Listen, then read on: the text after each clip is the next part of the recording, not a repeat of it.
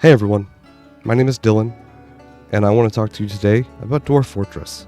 It's going to be a plea for you to check it out, because I think it's one of the best games ever made. I've been playing it for like 20 years. I want to give you guys a background. Dwarf Fortress is a game that until recently was completely free. It's still free if you want to play it for free. But you can also buy a version that I'm playing on Steam and itch.io. But you can just straight up download Dwarf Fortress for free. So I've been playing it since 2006, and I'm 35. So over half of my life I've been playing this game, which is kind of insane. It's probably the only game that I've been playing longer than Minecraft. And I played it a whole lot more than Minecraft too. So, Dwarf Fortress, if I were to put it in words that you will understand, it's RimWorld without the graphics. What do I mean by that? Well, let me take you to create a new world, okay? When we create a new world, it's kind of like RimWorld, if you're familiar with that. You're going to go in and you're going to put in some of the aspects of the world you want. So the size of the size of the world, how long the history is. We'll get to that in a minute. The number of civilizations, where you can start, how many different places, the number of large beasts, and then the level of savagery. They are different. Large beasts are things that can destroy your fortress. Natural savagery is like how often you're going to run into an alligator instead of a deer.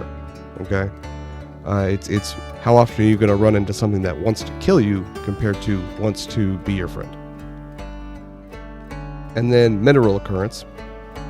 By the way, always play on everywhere, unless you're playing like a challenge run, which is easy to do, and I highly recommend doing it sometimes.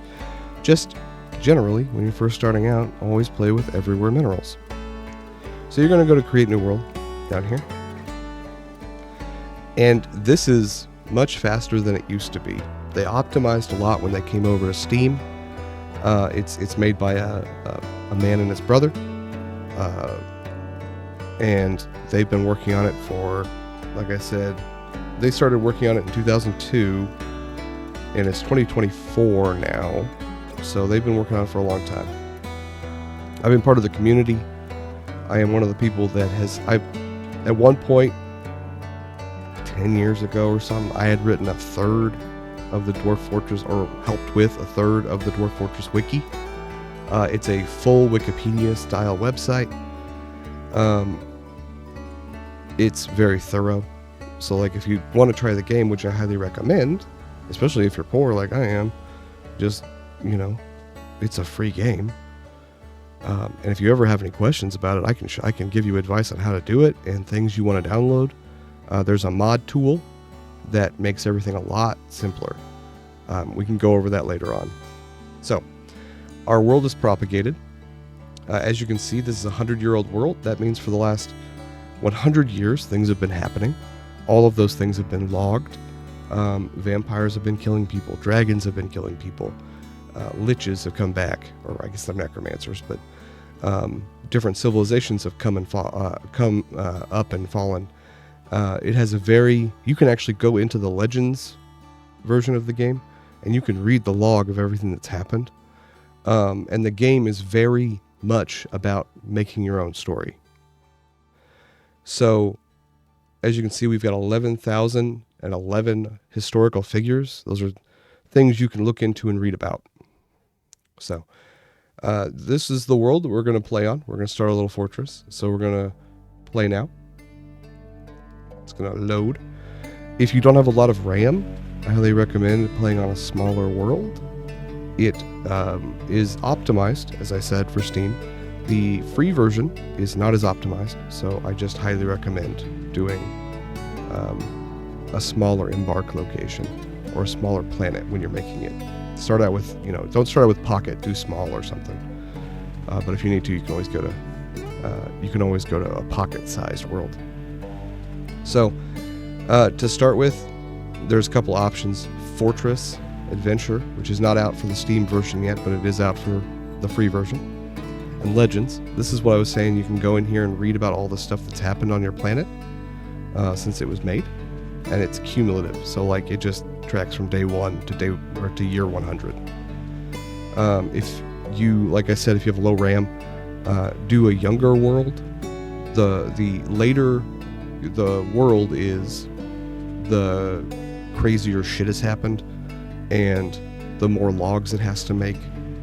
If you can do a later one, sometimes it's fun because there's more like civilizations that have come about, but there's less titans and mysterious beasts and shit like that you have to fight. So we're going to choose Fortress. It's going to kind of move our calendar a little bit and get our embarkation team ready. We're going to go ahead and skip the tutorial. Okay, we're going to go down here to find embark location. And what we're going to do is we're going to set our criteria here. Now, I'm going to set the criteria to what I would call a normal difficulty base. I'm going to do a 3-3. Even so, like you can go down to a 1x1. It's not it wouldn't be a big base. It would be probably about like this much of your screen if you weren't zoomed in. I usually play on a 3x3. If I want to do a very long playthrough, I'll do a 2x2 because the more Z levels you go, the more complicated the game gets and the more it slows down. So 3x3 is a good one. I leave Savagery. I leave most of these. If you want to play in a particular like zone, because there are a lot of zones, you can pick certain things. So like you don't want any rain, or you want a lot of rain. You want a rainforest, you do lots of rain, low drainage, stuff like that. There's also ghosts. There's a lot of supernatural malarkey in this game. So if you do an evil biome, don't do an evil biome for your first one. But if you do it, if you kill something there, it'll come back as a zombie and kill your dudes. So you're going to want flux. If you don't have flux, you can't make steel. You don't want aquifers because aquifers blow. Aquifers are water that's embedded in the stone under the surface. It is actually one of the things I've never liked playing with, and it's in the DF hack. That's like the companion app for free Dwarf Fortress. It's actually one of the things you can straight up turn off. Always play with a river. And you're going to want a couple of things. So you always need some sort of soil, right? Because you need to be able to plant stuff. But I want you to choose clay instead. Clay gives you a means of having an unlimited building supply that is indestructible and completely free. So, and it's a little bit of a cheese. You don't have to make it at one, but it's definitely the way I do it. It's kind of a cheese. Sand, if you want to do glass, which is a pain in the ass, but it's still cool. You can make like windows and stuff inside your fortress. Make sure you do sand. If you want to have steel, you'll have to have iron. And then it literally tells you, you can literally say yes or no to every single one. What I would say is, unless you, and we'll get to this here in a second, unless you know and don't care, what I would say is you want to do at least iron or copper. Most weapons have to be made out of iron or copper or wood. Wood are training weapons and they don't do a lot of damage. But if you have iron or copper, then you can make basic weapons that'll be able to kill almost anything. Bronze weapons can kill almost everything. And if you have neither of those, you can make platinum hammers, because a hammer does more damage the heavier the material it's made of does. So if you make a platinum one, it does a shitload of damage. If you make an aluminum one, it's a nerf bat. So we're just gonna leave all of these in A. Okay? It's gonna go through the entire world here and search down all the different places that match our description.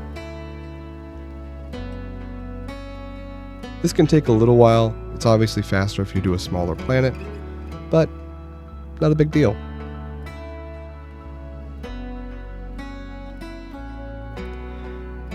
What I will say, while this is running, I'll show you guys the wiki. This is Dwarf Fortress wiki. We have been working on it for almost 2 decades. It has anything you want. So let's go to steel, right? It'll tell you exactly all the properties of steel inside the game, the recipe to make it, how to do it. It'll give you nice little flow charts that we've come up with over the years. They've even put in like automation. I don't know how to do that. I have taken a break from the game for the last couple of years. I did buy it on Steam when it came out and played some more. But when you've played a game this long, sometimes you want to play something else, right? But I want to make sure everyone knows about this game because it's dope as hell. So, also, let's see, biome. These are all the different biomes. Okay. And so it's like an alignment chart in D&D. You can have good wetlands, evil wetlands, neutral wetlands, savage wetlands. Same thing with forests, plains, deserts, all of them. Each one has different animals in them. Each one has different things you can do. So like if you start on a desert, you're going to have a lot less resources to work with than a forest. But you might have some interesting creatures to be able to tame. So let's click on, I don't know, let's click on lake. No, that's not good. Let's click on wetland. We got taiga, temperate forest, temperate broadleaf forest, tropical. And so it's like all of these different biomes you can have. So let's do tropical grassland. The tropical grassland can have all of these animals. Every single animal in the game can also be a half human. So like an aardvark man and stuff like that. You can tame, or you can tame any animal except for certain evil creatures. You can domesticate some of them. And all you have to do is so let's go to kangaroo. Every single animal has its own page on here with its, like trainability right here, where it spawns, its size, which directly correlates to how much it butchers for and stuff like that. Sometimes there's little on here. So, contrary to claims by human scholars, newborn kangaroos are not born without legs, nor are they smaller than rats. It's just, that's flavor text. Those are inside jokes from us dwarves. Okay? So if we go to bat. Bats will not cause long-lasting outbreak of any types of disease, therefore workshops do not need to be quarantined or outright abandoned. Okay? What if we do Batman? So, this is me. I did this a long time ago. It's just a bunch of Batman puns and other stupid stuff. Some of them have been added since then, but, whatever. And it's just literally everything is covered in here. So, if you do start the game, highly recommend just dwarffortresswiki.org.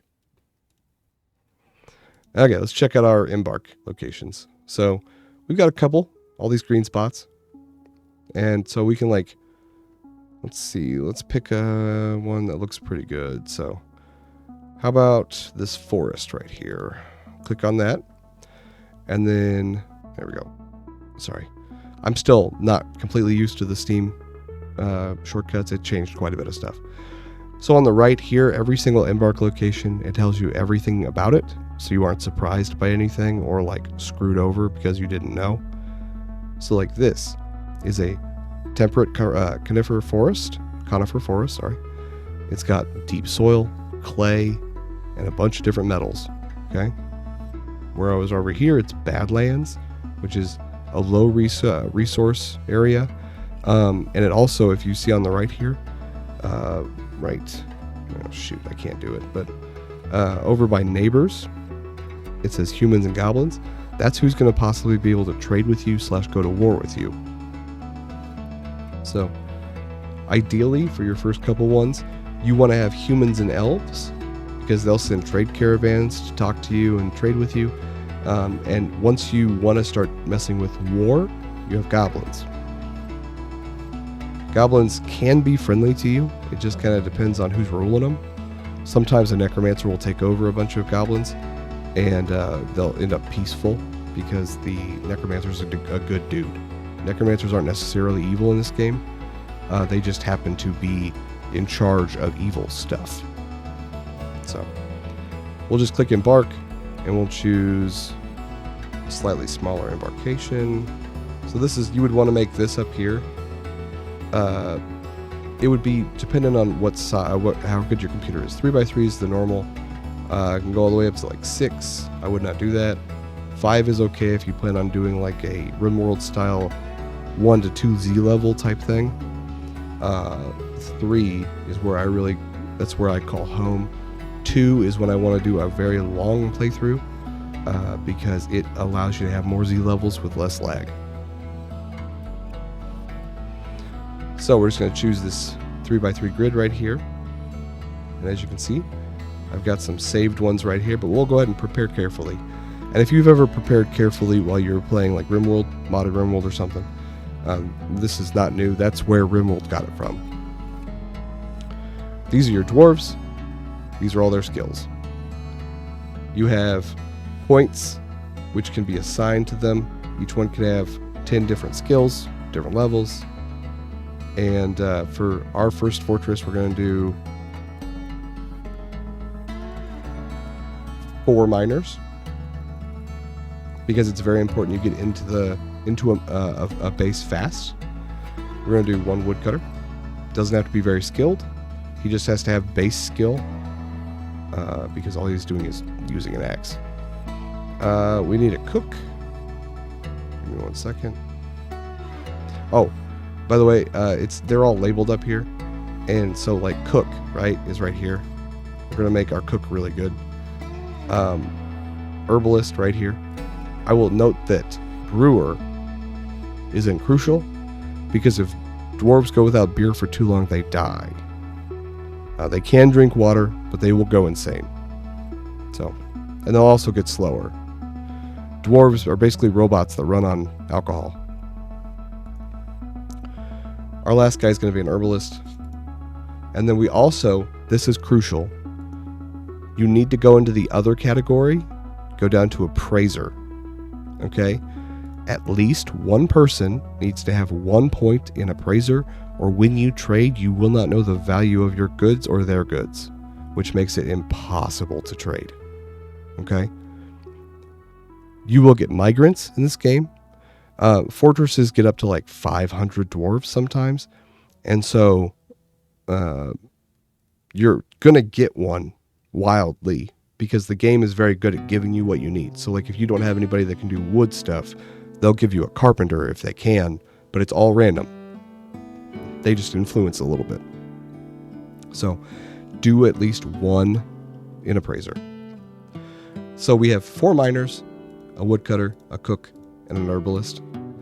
And we're going to go to items next. Actually, we're going to go to animals next. So we have 554 points. Every time you add an item, an animal, or a new skill on your dwarves, it takes away points. So let's see, 544. Let's give our dude a level of swimming. Oh, never mind. They've changed that. So we can actually max these dudes out. So we'll come back to that. That didn't used to be the case. Everything used to be worth the same amount of points. So when it comes to animals, there's a huge list of animals you can bring with you. They all do exactly what you think they would do. Birds, if you give them a nest box, they will provide you eggs. Different birds give different numbers of eggs. They take certain amounts of time to hatch, all that stuff. Cows will give you milk. Lambs and llamas will give you wool. Pigs reproduce fast. Guinea pigs reproduce really fast, but they don't produce a lot of meat. Some people use them because they will basically just take over your fortress and you can murder them all at once. And so there's lots that you can bring. For your first fortress, I would recommend choosing some sort of poultry. So let's do hen. So when you're looking at animals, you want to go down and you want to find a poultry. Hens lay the most eggs. Drakes lay pretty good eggs. Or I'm sorry, not drakes. Ducks lay good eggs. Drakes don't lay anything. Goose, they lay the least amount of eggs. So let's just do 4 hens. As long as we don't have a rooster, they won't hatch, which is what we want. We don't want to have a million baby chicks. That's going to crash your game. And then let's go something fun we can bring. I usually try to tame something fun or buy something from the elves. But let's do a sow and a boar. So these two will reproduce over time. I'll have more and more, and I can then make money by selling them, or I can butcher them, whatever I want to do with them. This is your embarkation items. We have 4 miners, so we're going to need 2 more picks. We only need 1 copper battle axe. We're going to make all of our weapons later on. We don't technically need an iron or an iron anvil, because the dwarves, when they come to trade, and sometimes the humans will bring one with them. You just buy one. It saves you 100 points on your embark. But for just the sake of brevity, we're going to leave it. These are your seeds. Most of these are good. You don't need dimple cup. I believe they're just dye. So we're going to get rid of those. Rock nuts have to be processed, but it's still good to bring a little extra. These are going to form the counterstone, or the cornerstone of your economy, because they're going to give you your alcohol.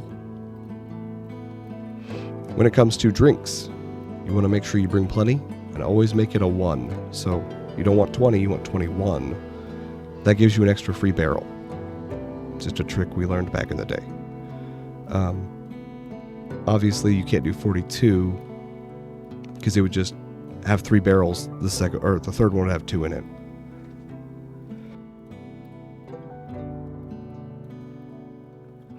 You want to bring an assortment of meat and food, but you're going to be able to forage a lot of it real fast.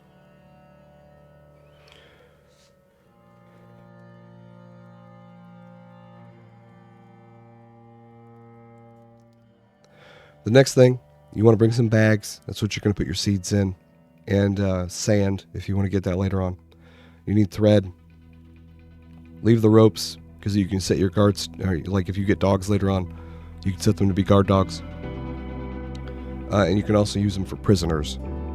So there's a whole justice system in the game, and you've got to have either cages or ropes, or so if they don't have a place to put them, like a jail, the sheriff or captain of the guard, whoever you have in charge of your justice system, will just beat the shit out of the dwarf who caused a problem.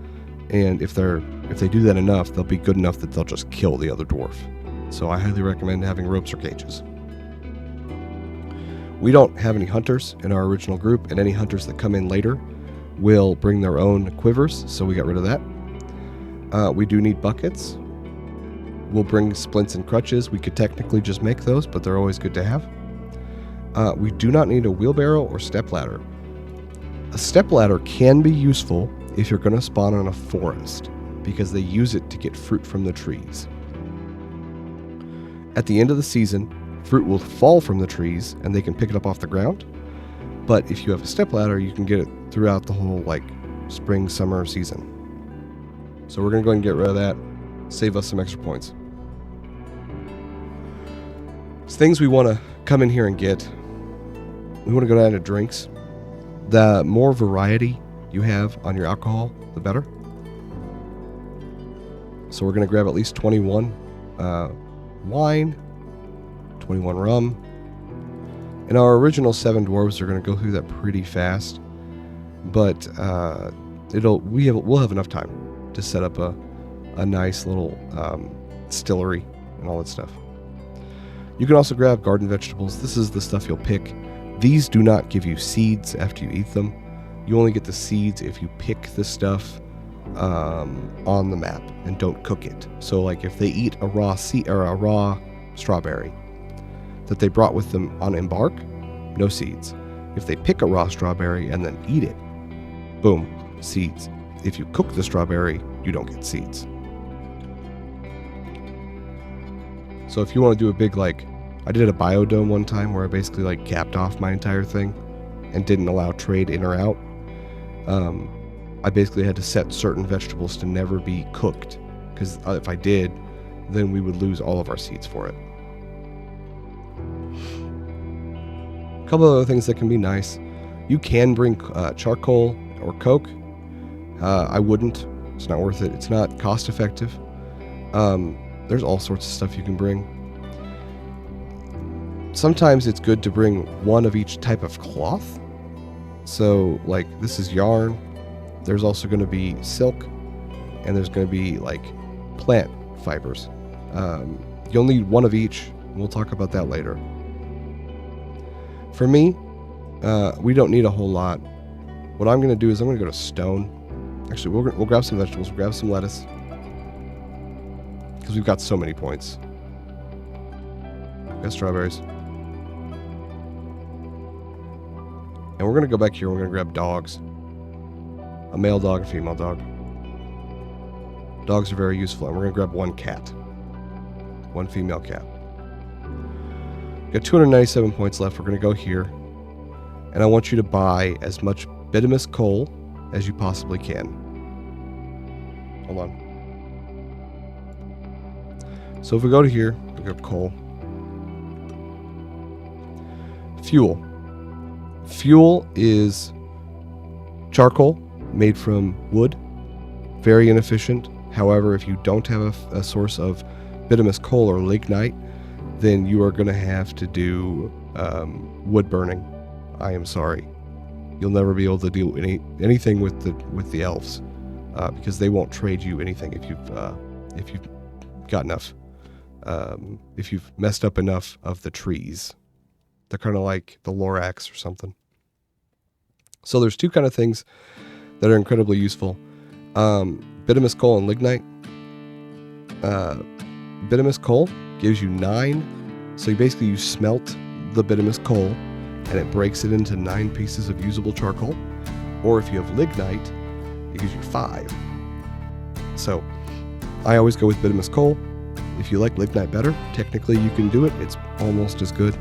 So, yeah. So what you'll do, and this kind of safeguards if you start on a map and you don't have bituminous coal or lignite.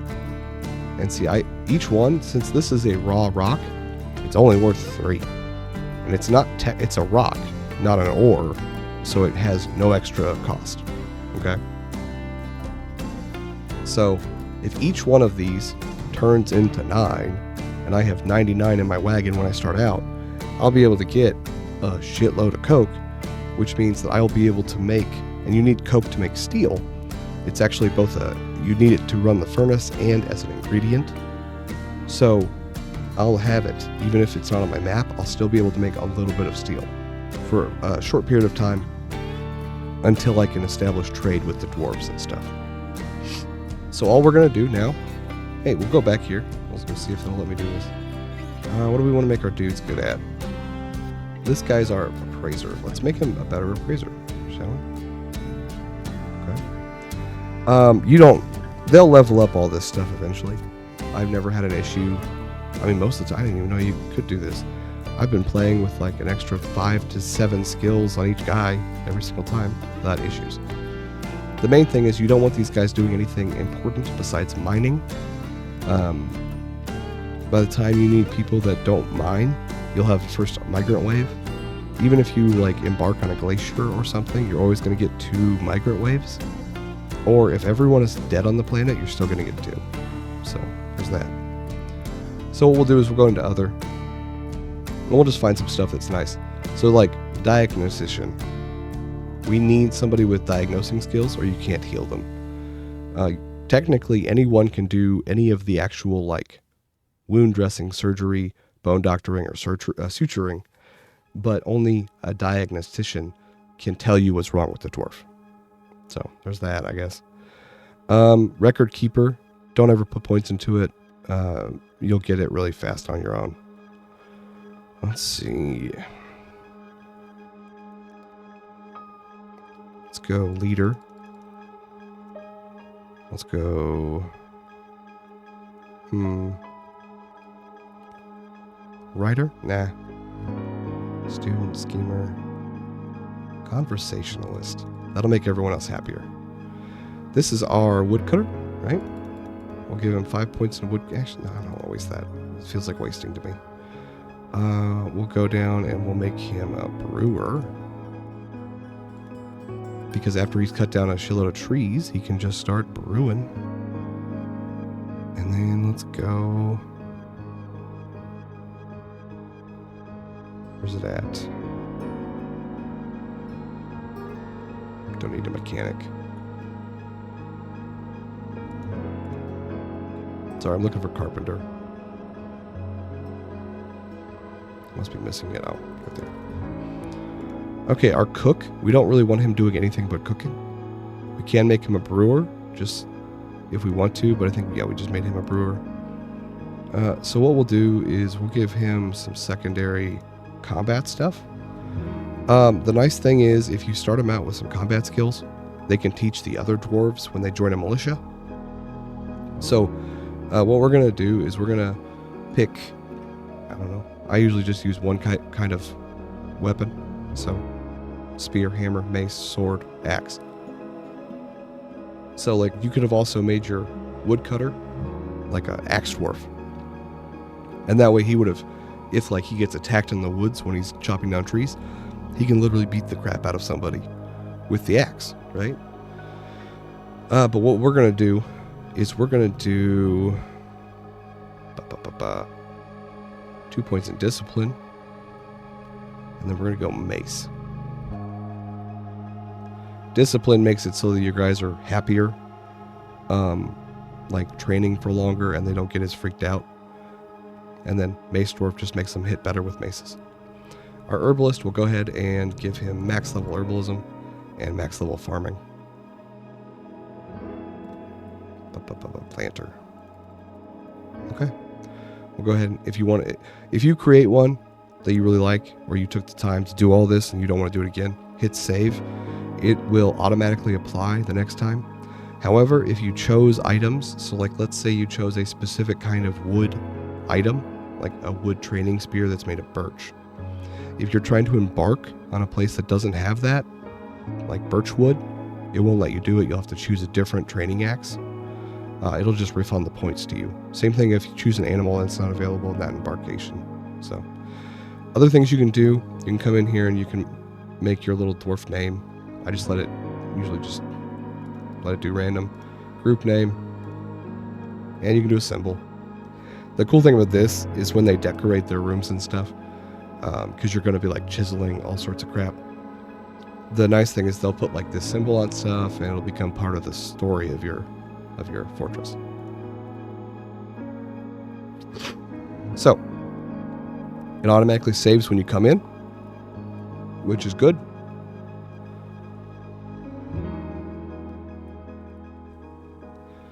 Okay, we're 34 minutes in, and you're just now seeing what Dwarf Fortress looks like. Like I said, it's a rudimentary rim world. Okay, these are your guys. They change appearance based on what they're wearing.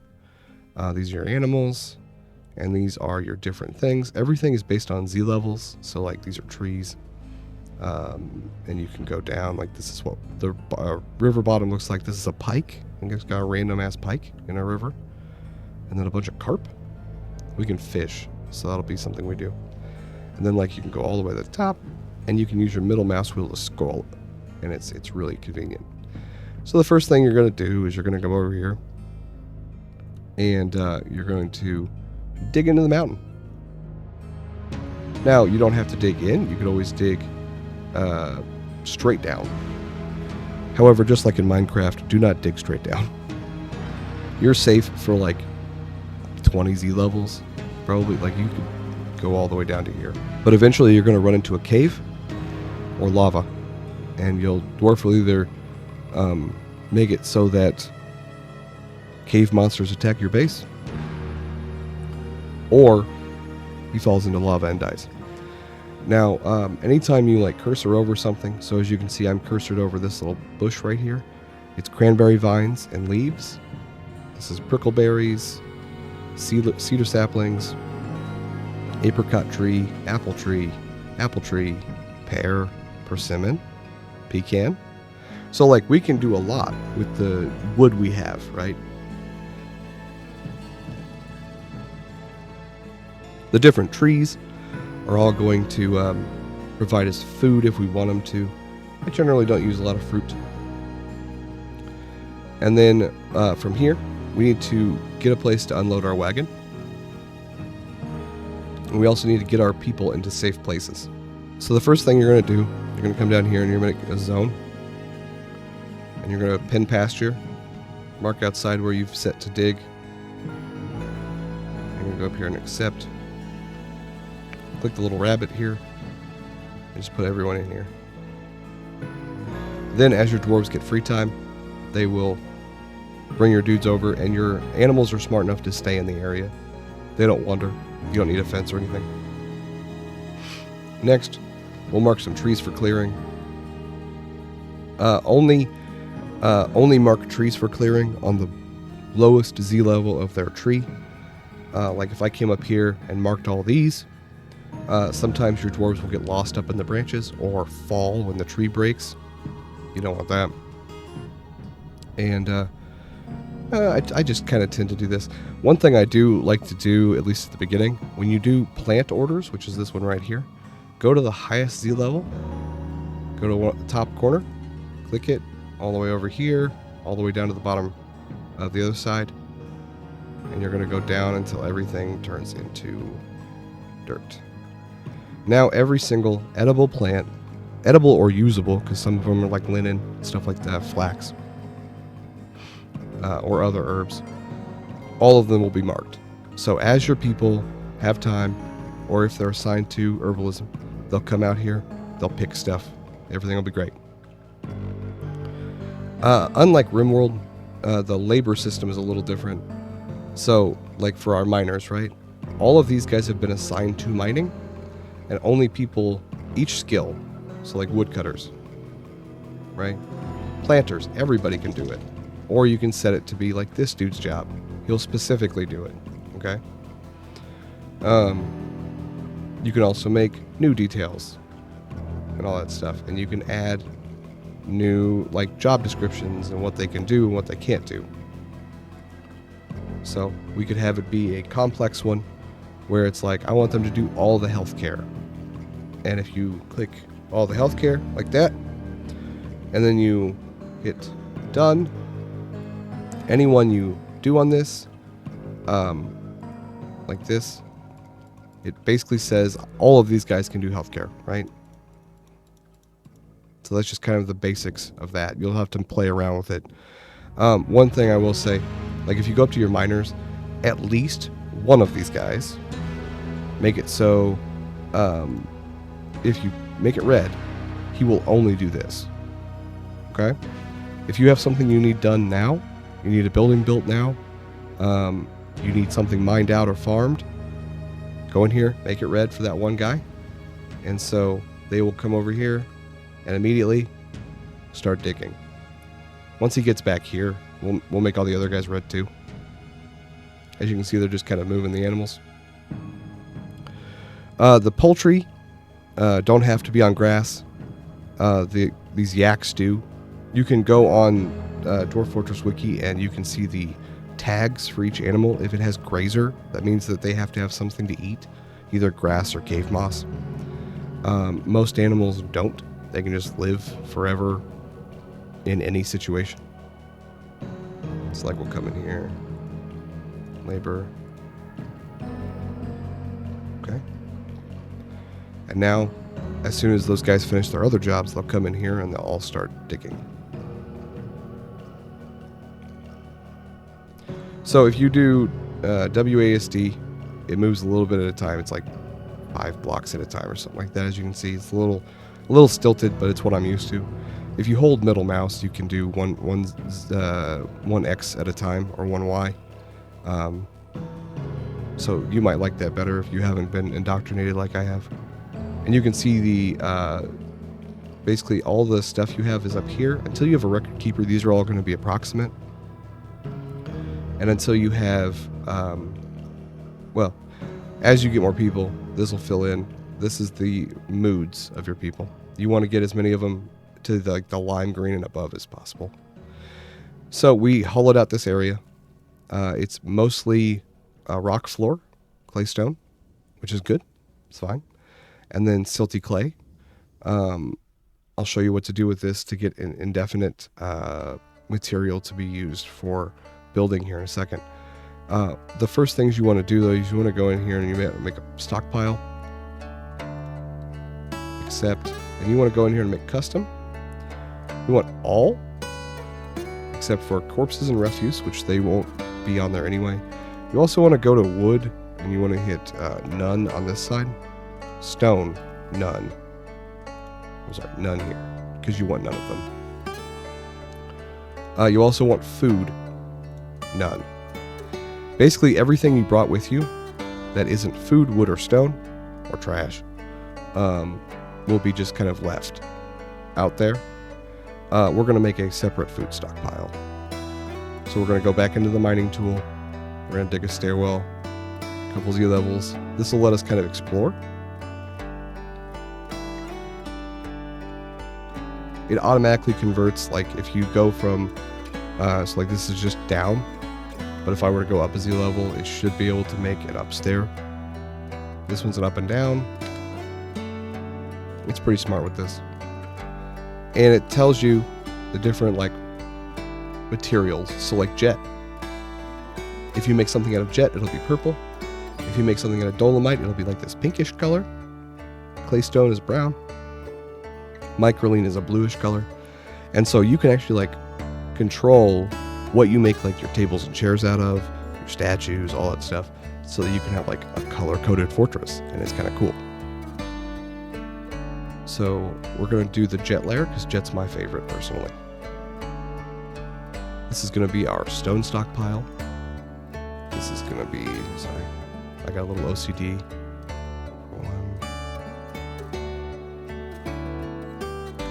So we're going to have stone and wood stockpiles. And they just kind of file in and work on it. This is not a fast-paced game. And unlike RimWorld, there's nothing random that happens aside from like you could be attacked by a monster, or like a trade caravan could show up, but they always show up in certain seasons. So the dwarf one always shows up in autumn. Humans always shows up in summer. Elves show up in spring. And the goblins, if they attack you, can attack anytime. And when they attack, they basically stop all trade caravans. So it's just something to be aware of. We're going to set some more trees to be cut down. He's making pretty fast work of it. My goal with this is to just show you how a basic fort is set up, and I'm going to let you go from there. Half the fun of this game is failing. You're going to fail a lot. The game has mods. It has mods out there. You got to go get them yourself. I don't think it has Steam Workshop yet. Hold on. It does.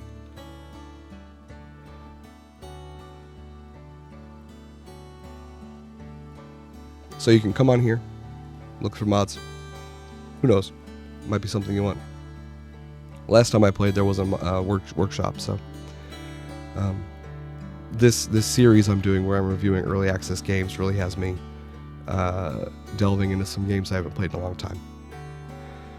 Okay, so we can go in here and make our this will be our stone stockpile, and we can do custom, do stone all, but come down to clay and do none. We're going to do something else for clay.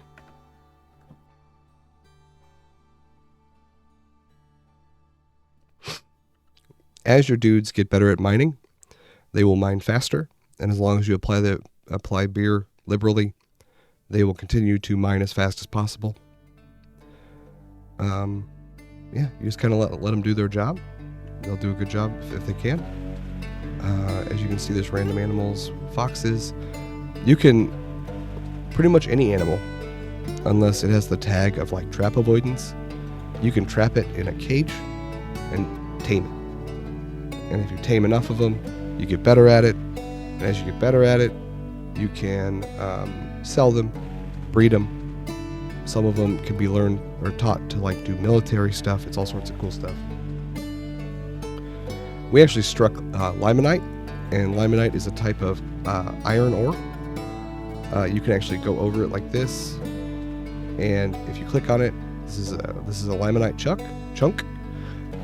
Uses: it's an ore of iron. You can make furniture with it, or you can use it in buildings. So there's a lot of nice little features. Like this is a rough Morian. It's a jewel. Okay, that's all it is.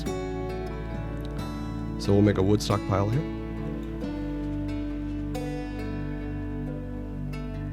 And wood, you can just have it do all the wood. Okay. And then we'll do our food here. And then we'll have our kitchen and barracks here.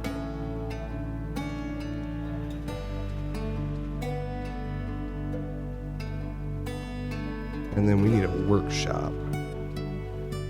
We can use this as our workshop.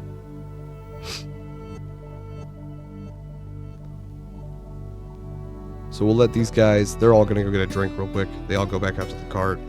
As you can see, all four of them are stacked up on top of each other on top of the alcohol. And they like to have mugs, but they'll drink straight out of a barrel. So you can go in here. The music is not persistent, so that's not great. If I was going to score this like I normally would, it would get a very bad score for music. However, I'm not going to score it. Just play it. Play it. Graphics aren't great. The gameplay is addictive as hell. The loop is addictive as hell. The viability, it's been going for 20 years. I think it's pretty reliable. Even if Toady stopped making it, it would keep going. I think he even has a team now. Like, there's people that helped him make all these assets, because it looked worse than this. Like, if you wanna have a hoot, go look at the old graphics. They're ASCII, ASCII. Basically the like DOS graphics. It looks like you're in the Matrix when you're reading it. As soon as these guys get done, we will turn off mining mandatory mining momentarily, because we're not going to mine anything else.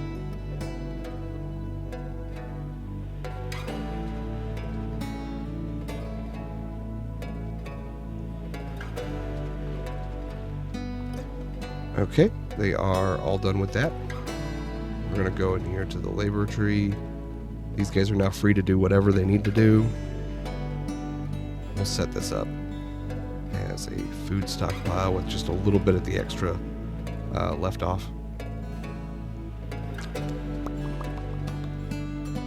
Food. Once food has been placed into a food stockpile, it won't go bad. So there's that. The game is not super realistic. It's not a vintage story or whatever. It's the stuff, as long as it's properly stored in the right place, it's never going to go bad. Now, what I will say, stuff goes bad very fast if it does not get delivered to a stockpile. So make sure once your fortress gets bigger, you have plenty of people assigned to just hauling. It becomes an issue. One more little thing we should do is pin pasture right here. And this is going to be for all of our hens. Okay? We've already lost one. I thought we had 5. Whatever. So they'll bring them down here, and all that we're going to do is we're going to put nest boxes here, and that way the eggs are right next to the food stockpile, and they can literally just move them over here. And they'll just eat grubs and stuff that come up off the dirt. So as they do that, let's get some stuff set up. So this is our basic area that has most of our finished goods. And then because it's Z levels, it's only like like 5 steps for them to get to either of the wood or the stone stockpile. So we're going to set all of our workshops up right here. Go in here, workshops. We basically only need like 3 to start out with. We're just going to go ahead and do closest material because we don't have anything worth value yet. So you'll just grab this claystone. So we're going to build carpenter. Next to that, we're going to build a mechanic. And then a stone worker. And a craft. So those are the basics. With those, you can pretty much craft everything. As people have time, and if they have the skill enabled, so a person with carpentry enabled will come in on here and build a carpentry desk. A mechanic will build mechanics. Crafts dwarfs, stoneworkers, same thing. So, boom. Those are all of our basic things. Now we're going to go down to our kitchen and set it up. It's in the sub-menu under farming. So we need you don't put your butcher inside. There's our kitchen. It's the most important thing you're going to build, aside from the still.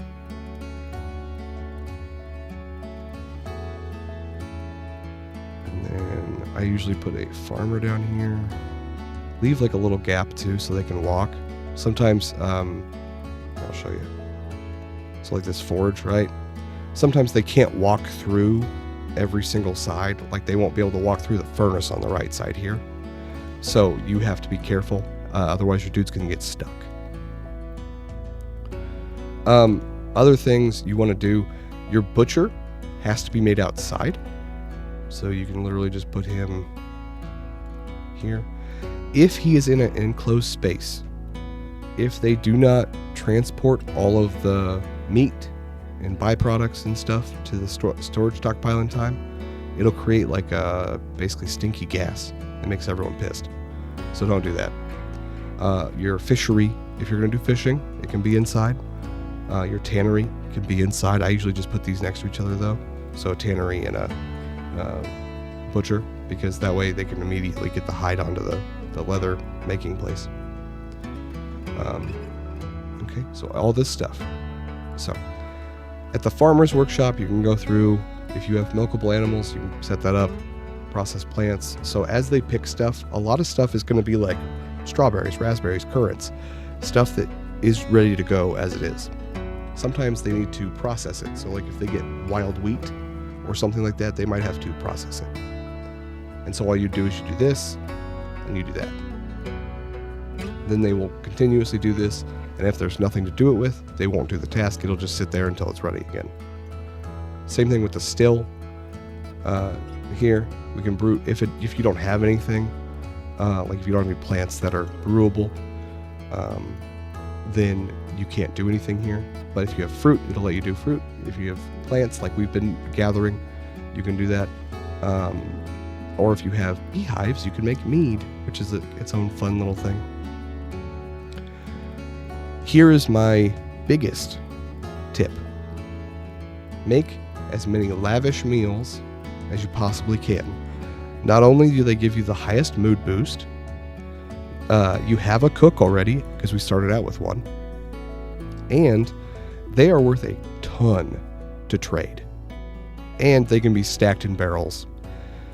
So basically, instead of hauling a million little amulets or something, like made of bones and precious jewels and whatnot, you can haul one barrel up there and it's worth like 20,000 gold. Okay? Just do that. It's worth it.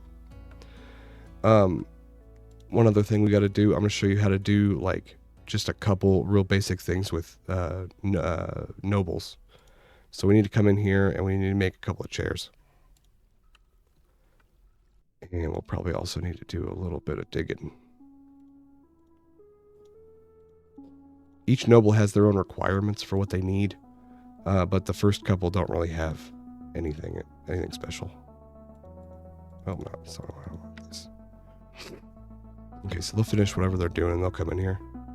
As they finish off their beer and whatever, they'll bring it here so it can be used again in the distillery. Are you mad at me, Tiny? My dog is just staring at me.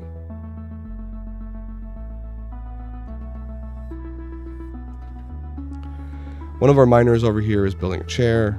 So you hit B, you do furniture, chair, put it right there. And somebody will bring it in. Okay, well, resume. Get this stupid boulder out of the way. Here, I'm going to cancel the construction on that.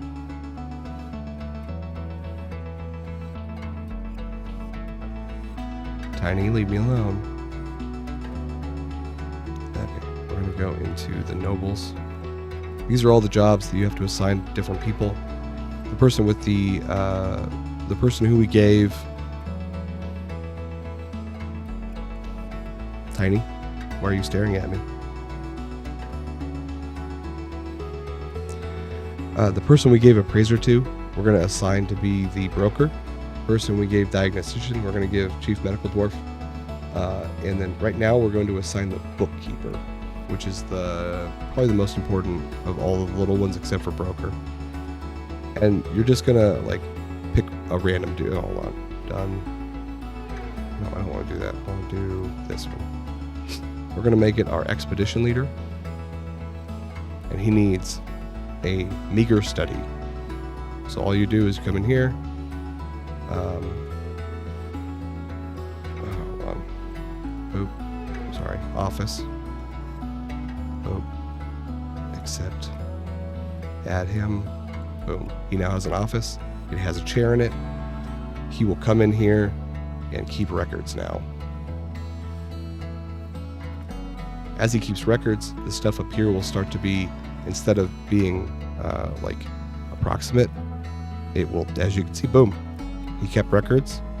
We immediately get to see everything. You go to stocks, you can see literally everything in your base. Okay? The last thing I want to show you is we need to, I don't know how I did that. Don't worry about it. We're not going to deal with it right now. We're going to go in here. We're going to do big D. Boom. And we're going to do a trading depot. It needs to be, it's a, 5x5? It's big. Somebody will come out here and fix it. And you need to have this up by at least your first autumn. That's when the first dwarf caravan will come. Somebody might come earlier.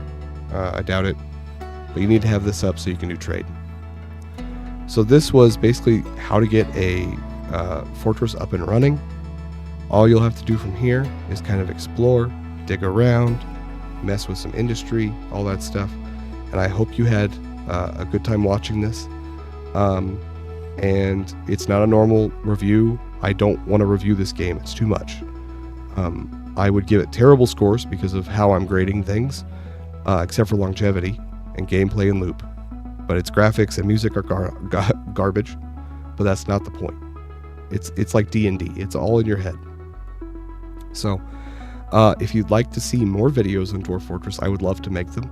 Tell me what you want to see. If you want to see how to do military, industry, whatever, trade, I can do it. So, I hope this has been fun for you. It's kind of something I've always wanted to do, and now that I have a platform to do it, why not? So, I'll see you guys later. Mouth is out.